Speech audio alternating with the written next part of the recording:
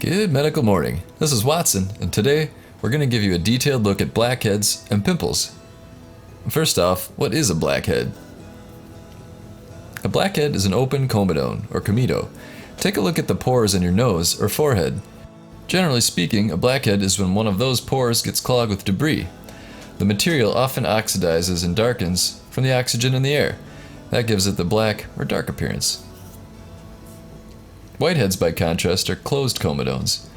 Whiteheads are a mild form of acne that appear as small, round white bumps on the skin's surface.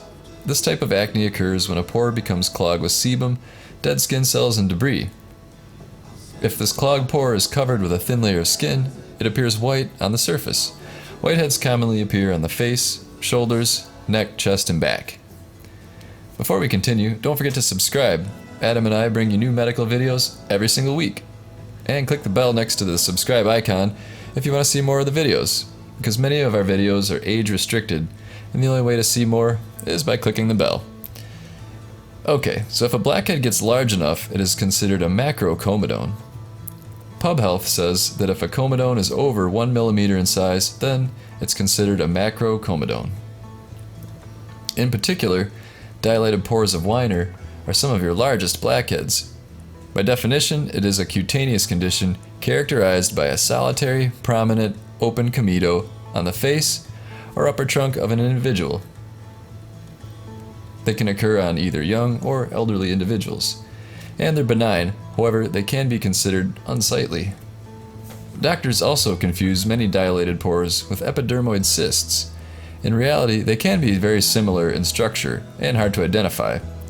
Epidermoid cysts, also called sebaceous cysts, keratin or epithelial cysts, are small hard lumps that develop under the skin. These cysts are common, and they grow slowly. They don't cause other symptoms and are nearly never cancerous. Epidermoid cysts are often found on the face, head, neck, or back. So comment below, is this a dilated pore or epidermoid cyst?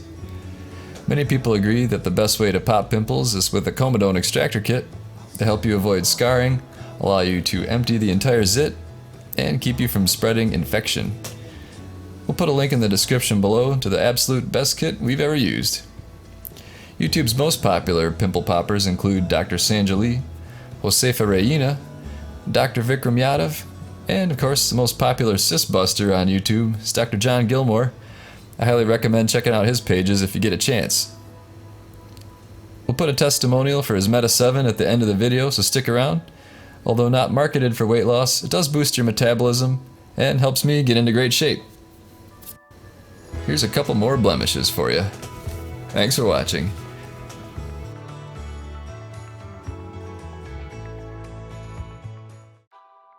Don't forget to check out our favorite blemish removal toolkit. This beautiful 7-piece set is available on Amazon and will fulfill all your popping needs. It has a lancet for big jobs, a spade for those hard-to-reach corners, the cone extractor for big jobs, and loops of various sizes. This kit has everything you need to start popping like a pro. Each one has been hand-inspected for quality, and the case keeps them stylish and discreet. Don't be fooled by flimsy, low-end knockoffs. Pick up yours today by using the Amazon link below. Thanks for watching. Morning, rock stars. It's Rockstar Beth. So today I want to tell you about this really cool energy supplement that I came across. It's called Meta 7.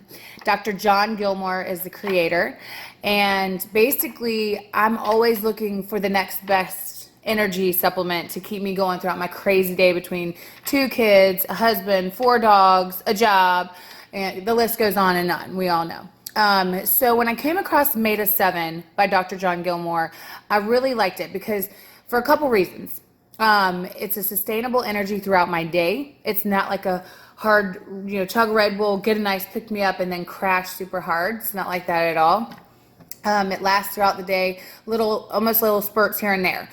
The only thing that was interesting for me, not even a bad thing, is that it took a couple weeks to really get in my system, I think, and start working on a regular basis where I wake up feeling rested, I wake up feeling like I can take on the day. And that's how I felt today. So I definitely just want to share, because I know there's a lot of you guys out there who have the same everyday struggles in life to keep it going as I do.